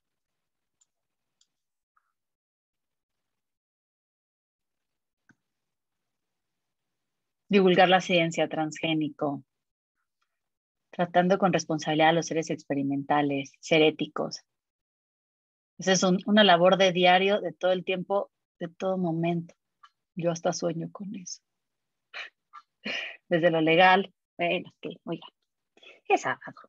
Mostrando a las nuevas generaciones los antecedentes de las leyes actuales en nuestra área. Creo que eso es muy importante y por eso les quiero compartir les voy a pedir que les manden este documento en PowerPoint para que lo puedan editar, para que lo puedan usar, para que sobre ese puedan ustedes ajustarse, buscar en esos años qué pasaba en sus diferentes áreas e ir dando, ¿no? Cómo vamos marcando. Aquí viene la revolución verde, viene todo lo que implica, ¿no? Recursos naturales. ¿Por qué? ¿Dónde se les llama recursos? ¿En qué momento se vuelven recursos?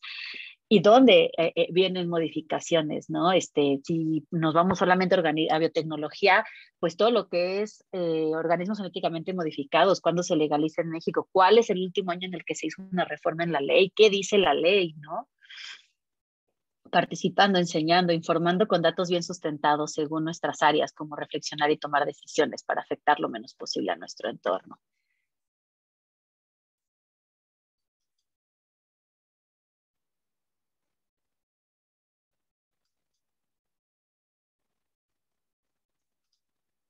Y aquí estamos.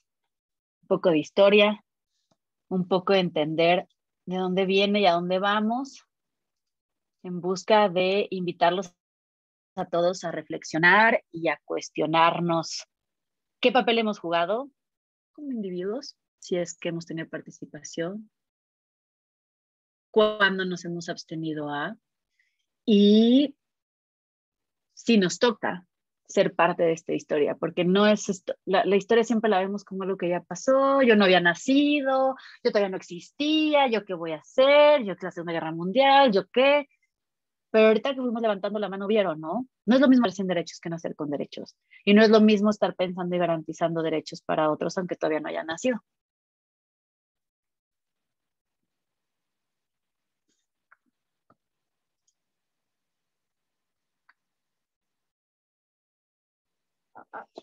Las necesidades creadas, ¿verdad? Gran invento del capitalismo. Es que no sabía que lo necesitaba hasta que me lo puso Amazon en la cara. Ah, sí, es Amazon.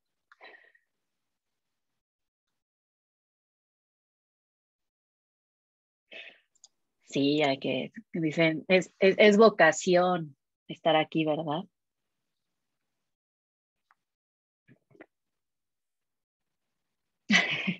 De nada, Alejandra. Pero sí, aquí estamos, ¿no? Y hacia dónde va esta parte. Y aquí hay algunas personas que ya saben esta historia. Eh, yo fui invitada junto con otro profesor de de la facultad. Nos llamaron para decirnos que se estaba haciendo una modificación en la ley de colecta científica y que por favor podíamos ir a hablar desde la bioética, porque no había como una visión bioética dentro de. Fuimos y nos decía la chava encargada de llevar todo el registro de lo que se iba discutiendo, íbamos numeral por numeral, discutiendo, sí, por qué no, que estábamos de acuerdo, qué dice la bioética, qué hay nuevo, qué hay que considerar. Todo esto fue porque se firmó un tratado, el Tratado de Tokio, con Peña Nieto, fue en la época de Peña Nieto, ya hace unos años. Y entonces, de repente, de la Facultad de Ciencias, solo estábamos nosotros, que nos habían invitado de forma directa del área de la dirección, y había dos personas más eh, que se encargan, uno de plantas y uno que trabaja dentro de la facultad con animales marinos, mamíferos marinos, de hecho, porque eso fue algo muy interesante que les voy a contar porque pues, es divertido y es sábado. Eh, entonces, nosotros dijimos, ¿y por qué hay tan poca gente, ¿no? De la facultad? Y nos dicen, pues es que mandamos un mail y nadie respondió. Y se le mandó un mail a todos los investigadores de la facultad y nadie dijo yo. El Instituto de Biología, por ejemplo, se reunía un día antes, hacían una sesión de todos los interesados de colecta, en CISAL también, en todos lados. Entonces nos decían, nosotros nos reunimos en la sala del Consejo Técnico, votamos por el numeral que se va a decir y mandamos a dos representantes y cada sesión van representantes distintos de todo el instituto hablando por todo el instituto, que nos interesa porque es nuestra práctica científica. Y de la facultad estábamos los que hacemos bioética, que honestamente no recolectamos, sabemos todo lo que no deben de hacer. Y estamos diciéndoles que no hagan y todo, pero no lo hacemos. ¿No? Y ahí, por ejemplo, la investigadora que estaba con la parte de marinos, pues es que los de Greenpeace, y es que los de, ¿no? Y se quejaba y nos contaban, ¿no? Pero, pero sí mandaron el correo. El gobierno mandó el correo, Silvia, y la dirección lo mandó a todo el mundo. ¿Dónde está? ¿Qué pasó? Ahorita está interrumpido eso porque hubo cambio de gobierno y ahí se quedó, pero nosotros hicimos una propuesta en ese momento de que en el momento que se lanzara a consulta pública, nos reuniéramos, hiciéramos reuniones de toda la facultad y nos sentáramos en el auditorio y discutiéramos y emitiéramos una propuesta como facultad en términos de lo que se proponía en esta ley. Pero si ustedes pueden darse de alta, por ejemplo, como no, en los newsletters de la Semarnat, los que están interesados en la parte de colecta con animales, sobre todo que están dentro de las listas de peligro de extinción. Y a ustedes les va a llegar directamente ese correo, o sea, les van a negar como newsletters de, ay, se acaba de lanzar a consulta pública tal ley. Y se da un plazo de tiempo donde podemos participar.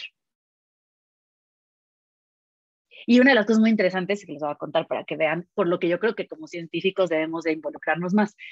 Todos estábamos diciendo que pues que qué onda con los animales marinos, que debería de ajustarse muchísimo la colecta, que hay mucha depredación, que llegan y cortan y quitan y se llevan. Y nos dice la chava, dice era química ya, la licenciada, es que ahí no podemos hacer un cambio. ¿Por qué no? Lo que pasa es que en la Constitución se reconoce como animal marino a aquel que toda su vida vive en el agua y respira bajo el agua. Cualquier animal que por un momento de su ciclo de vida no sea marítimo, no es un animal marino para nuestra Constitución. Entonces no podemos regular su colecta como estamos regulando la de animales que viven únicamente en el agua. ¿Quién hizo esa ley? ¿Quién hizo esa definición? Biólogos, que somos con 40 y cuántos biólogos somos aquí. ¿Cuántos éramos? Busquen esas definiciones. Por supuesto que nos pudimos hacer la tarea y fue de, eso es forestal, a eso le llaman vida marina, a eso le llaman, claro, pásale todas las algas que quieras, pásale, tita, no se consideran animales marinos. Y nos dijo, entonces nosotros bien, estábamos bien, ¿no? ¿Y qué tenemos que hacer para cambiar la definición? Ah, bueno, entonces tienen que hacer un cambio constitucional, que creo que todos más o menos saben. Primero, juntar 140,000 firmas, todos con un INE verificado. Luego, encontrar a un grupo de diputados que quieran hacer el cambio y propongan el cambio constitucional. De ahí meterlo a la Cámara de Diputados y proponer el cambio constitucional de la definición de animales marinos, ¿verdad? Porque no hay otros intereses en la nación. Luego, si sí pasa y les gusta, entonces tiene que pasar al Senado, que el Senado lo rectifique, luego vuelve con los diputados, luego lo rectifican y entonces igual en una década puede que los animales marinos ya sean lo que deben de ser en nuestra Constitución. Y no pudimos hacer nada por los animales marinos en la colecta, en esa primera opción de ley que ahí anda flotando.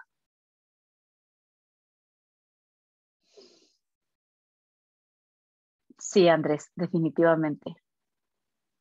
Ahora, como sale en el diario oficial, el gobierno siempre te va a decir, nosotros invitamos y lanzamos convocatoria. Y si lo buscan, ahí está.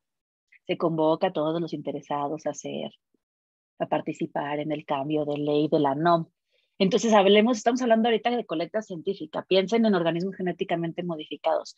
Piensen en lo que pasó con el comil, ¿no? Que ponemos ese ejemplo en la clase sobre el mezcal. Piensen en todas esas leyes que están ahí y que tenemos mucho que decir y que es nuestro derecho y nuestra obligación como ciudadanos. Y creo, además, como personas que pertenecemos que académicamente nos involucramos y trabajamos en una institución pública. Tenemos doble responsabilidad, creo. La misma sociedad nos pone aquí, nos pone a estudiar, nos da ese voto. Vayan a cada una de sus áreas. Ah, porque ahora bien te resulta. No, pues mira, si quieres recolectar camarones, los camarones están en pesca, porque son económicos. Entonces ellos te tienen que dar el permiso. Entonces Pesca dice, ¿yo qué voy a saber de colecta? Y se lo manda a Semarnat, y Semarnat dice, yo no tengo que ver con camarones, y así se la pasa. Y entonces Pesca te dice, yo no te puedo dejar recolectar camarones en época alta, ¿no? Porque es cuando necesito pescar camarones, ¿tú qué vas a hacer con ellos? Y dices, pero pues es que es cuando hay camarones, por eso tengo que ir a pescarlos en ese momento, es cuando la reproducción está al máximo, cuando tenemos a la población completa. Y así con recursos forestales, vayan, busquen dónde están sus especies, dónde está lo que buscamos, la mayoría aquí son biólogos, pero incluso también en todo lo que es Big Data, todo lo que es estadística, ahora con la protección de datos personales, matemáticas, física, tienen muchísimo que ver, física biomédica, todos los biofísicos que tenemos esa carrera en nuestra facultad. Entonces, bueno, la invitación es, pues no sé si hay dudas, digo, estoy esperando que alguien tiene dudas, adelante. Y la invitación es justamente que entendamos la historia, de dónde viene, cuánta ciencia se involucró en ese quehacer de esa historia que ahorita vimos y hacia dónde la podemos llevar, porque somos parte de esa historia. Muchísimas gracias, Diana. Entonces, profesores, profesoras, tal como invitó la profesora Diana, si alguien desea hacer una pregunta en particular por el chat, pues Diana está en toda la disposición de contestarles. No, ¿Tenemos algo en el chat? Roxana, no, Roxana, no te deprimas, al revés, es esperanza, mucho que podemos hacer.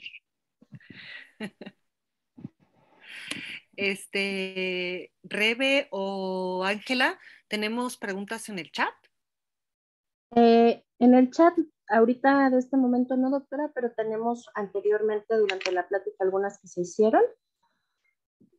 Voy comenzando a leer. Dulce preguntaba, ¿por qué practicar la bioética va en contra de las prácticas que hemos llevado a cabo por años? ¿Por qué practicar la bioética? ¿Va en contra? Creo que no va en, o sea, yo no diría que va en contra, creo que, cuestionar lo que hemos hecho, como veíamos ahorita en la historia, es darnos cuenta de esos errores, pero también debemos de saber rescatar lo que sí se hizo, ¿no? Y no dejarlo a un lado, o sea, hay cosas que hemos hecho y se han hecho muy bien desde la ciencia y que es importante también poder rescatar y justamente ir emparejando estos dos diálogos, ¿no? Los nazis decían, no investigues en animales. Entonces se crean los derechos humanos y de sarcasmo siempre digo a los alumnos, y pues es que los humanos sí hablan y dicen, no quiero, entonces volvemos a los animales. ¿Es esa la respuesta? Porque siempre se ha hecho así, ya estuvimos viendo falacias, ¿no? No creo que vaya en contra, creo que lo importante es cuestionar de dónde venimos y si era la forma, y si hubo otra forma, y si nos faltaba nada más aprender más, ¿no? Humildad epistémica, ¿no? Todos yo no sabía nada hasta que lo supe, ¿no? Y así vamos por la vida. Todos los que estamos aquí no lo sabíamos antes de saberlo y debemos de recordar que la gente a nuestro alrededor, los demás, nuestros alumnos, nuestros colegas no tienen que saber lo que nosotros ya sabemos y es importante desde esa humildad siempre querer tener un diálogo, ¿no? La bioética va a buscar un diálogo plural, un diálogo, por supuesto, aplicando la laicidad, y justamente la pluralidad, donde podamos encontrar sesgos, puntos medios, donde podamos discutir. No hay una verdad absoluta y definitivamente creo que eso sí, los valores universales son así de, hace de los siglos pasados y que definitivamente la multiculturalidad, la diversidad como especie amerita la variabilidad, ¿no? Sabemos que como especie somos, tendré la evolución a la diversidad, a la variabilidad, y eso viene con todas las formas diferentes de pensamiento, que es una expresión subjetiva de nuestro ser como biológicos, ¿no? La mente no funciona más allá de lo que hace el órgano como tal. Ok, Sandy, por favor, si hay otra pregunta. Sí, tenemos otra pregunta. Dice la doctora Margarita López, ¿por qué a pesar de haber acuerdos, convenciones, estudios, descubrimientos, investigaciones, leyes, etcétera, para vivir con respeto, sin peligro y sin violencia, parece que no sirve de nada y nos volvemos más violentos, destructivos y estamos terminando con el planeta? ¿Por qué a pesar del riesgo latente parece que no aprendemos?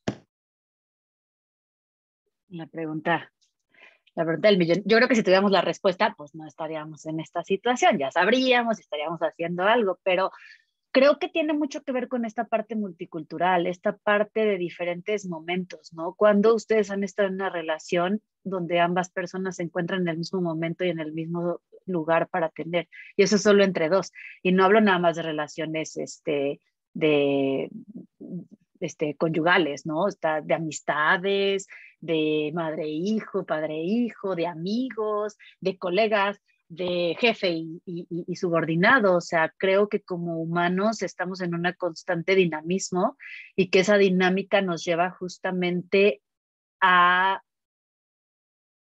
a olvidar. Si me preguntas, también hay una parte ahí muy neurológica. Como organismos estamos hechos biológicamente para ahorrar energía. Y para ahorrar energía tenemos que olvidar, si no, no nos alcanza el ATP. Entonces el cerebro está hecho para automatizar acciones y olvidar. ¿Recuerdan su adolescencia cuando todos nos lo cuestionábamos y de repente ya no pasó? Es parte, ¿no? Necesitamos ahorrar energía y si ahorita alguien ponía, ¿no? Me deprimiste, imagínense si esto todo el tiempo estuviéramos pensando, dice Freud, nosotros olvidamos que somos seres que vamos a morir porque la angustia de muerte es tal que si todos los días al despertar pensaras que te vas a morir, no te levantarías, no harías nada, no tendrías motivación. ¿Para qué si me voy a morir? Es necesaria la represión, es necesaria estos mecanismos de defensa mentales que también nos bloquean para poder seguir avanzando. Todos los temas que vamos a ver aquí, si todos los cuestionamos, de repente nos cuestionamos cuál es nuestro papel, qué hemos hecho, ¿no? Ahorita hablábamos de yo nací sin derechos, la venta de niños, ¿qué hemos hecho? ¿Dónde estoy yo? Y es abrumador la información y creo que la mente está hecha como buen mecanismo de defensa que funciona exactamente igual como cualquier sistema inmune a protegerse de ella misma. Y creo que ahí viene que se nos olvida aprender y aplicar. ¿Queda tiempo para 2 preguntas más? Adelante. Doctor Javier Gutiérrez pregunta, ¿estamos al borde de una discriminación por las inmunizaciones y en futuro una forma más será por los pasaportes biológicos a los cuales tengamos acceso? Creo que es un tema que está por discutirse definitivamente y que los derechos, entender los derechos humanos y entender dónde empieza mi libertad y termina la del de enfrente, puede ayudar mucho a tener esta discusión. Creo que es un utilitarismo, definitivamente. El mayor bien para la mayoría es no permitir que juegues tenis en un partido en Australia porque no traes vacuna, pero definitivamente sí podríamos empezar a entrar a una discriminación de ese tipo. Sí, o sea, de que está en nuestra historia y lo podemos hacer, lo podemos hacer. María del Sol Robledo pregunta, ¿qué diferencia hay entre la bioética y la educación ambiental? ¿Es esta última es parte de la bioética o son paralelas? Es parte de la bioética. Creo que educación ambiental surge, hagan sus líneas del tiempo, surge más o menos, ¿no? A la par donde empieza a cuestionarse el impacto que hemos tenido sobre el planeta y entonces cómo educar. Yo en 1992 no solamente firmé, fui y voté por mis derechos de los niños, en 1992 en mi primaria empezamos lo que era la feria ecológica y empezamos a estudiar lo que era la feria ecológica. Toda mi primaria y secundaria yo tuve ferias ecológicas una vez al año y veíamos justamente animales en peligros de extinción, veíamos todo lo que se acaba de salir en el protocolo de Tokio, reciclábamos, teníamos 5 botes en esa primaria, teníamos mucha conciencia. Yo recuerdo que cuando salgo de la primaria a la mitad de secundaria me cambio de escuela, me voy a otra escuela y no reciclaban y yo decía, Dios mío, se está acabando el planeta y esta gente nadie le ha avisado que tenemos que reciclar. O sea, yo hacía que mi mamá reciclara 5 veces porque hacían concursos de reciclaje en mi escuela y de repente entró a esta escuela y un bote y ya. Y yo decía, ¿pero dónde va el aluminio? ¿Pero dónde va el plástico? ¿Pero dónde va la comida? ¿Pero dónde va? ¿Pero dónde va? Sí, o sea, educar es básico. Las generaciones futuras son las que pueden hacer el cambio, ¿no? Yo amo la generación de cristal porque pues cuestiona y eso es su papel, ese fue nuestro papel. Váyanse a su época, ¿qué cuestionaron ustedes en su época? ¿Qué no les gustó? Se hizo lo que se pudo, ¿no? Muchas de las personas que están aquí estuvieron en el 68 y hace poco alguien de esa época que era adolescente, en el 68 decía a los alumnos actuales, yo les pido una disculpa porque no logramos todo lo que teníamos planeado, pero les toca a ustedes.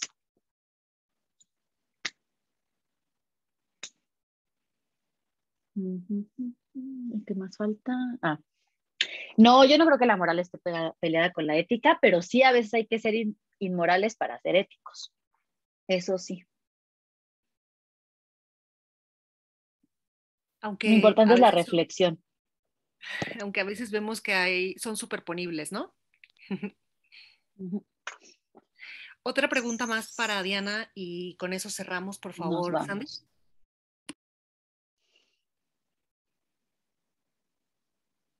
Sandy.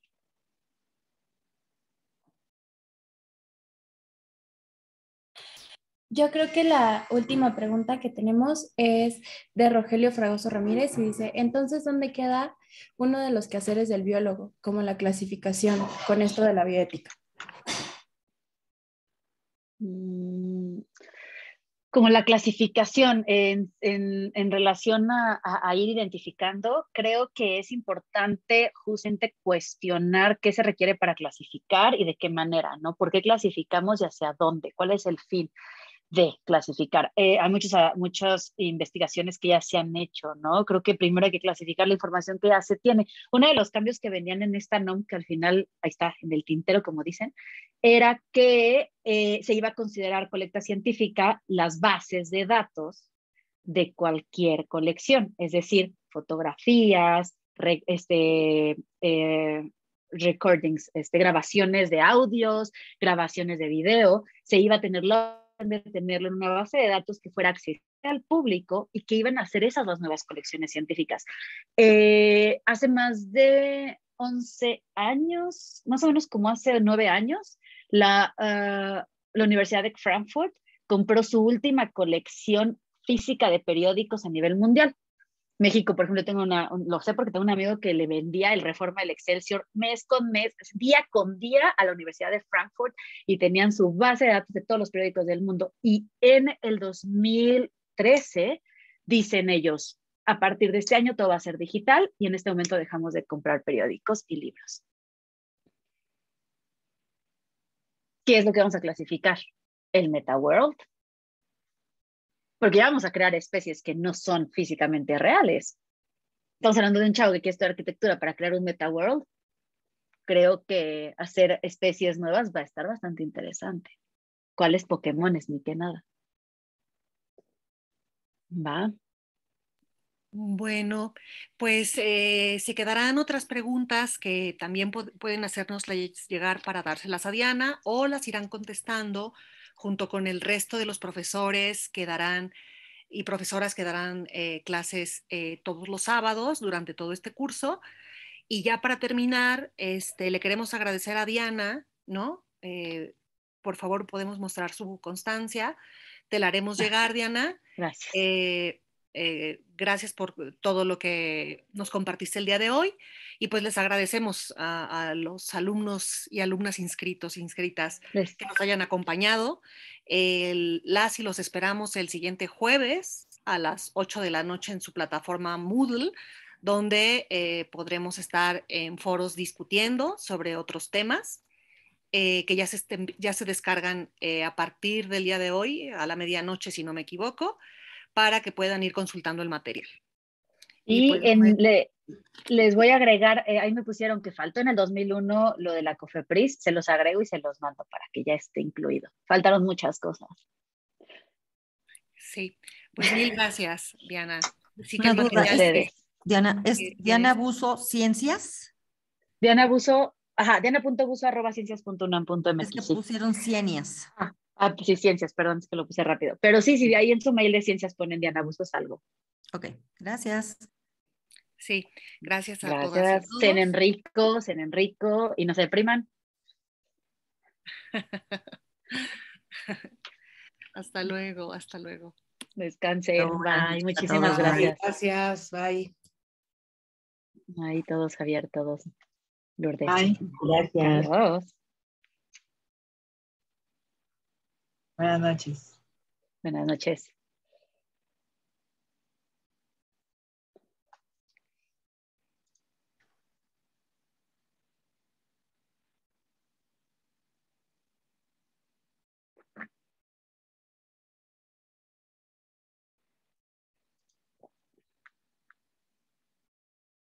Ya, váyanse a dormir. O no, vayan a ver a Bill Gates para que se peleen. Acaben de pelearse con Bill Gates. ¿Así se llama el documental, Bill Gates? Sí, ahorita lo pusieron en el chat. A ver si por ahí lo tiene. Alguien lo puso. De hecho, la liga y todo en Netflix. Es algo de The Mind in Bill. Sí, habla justamente de esto. O sea, Bill Gates dice que él es responsabilidad de la tecnología.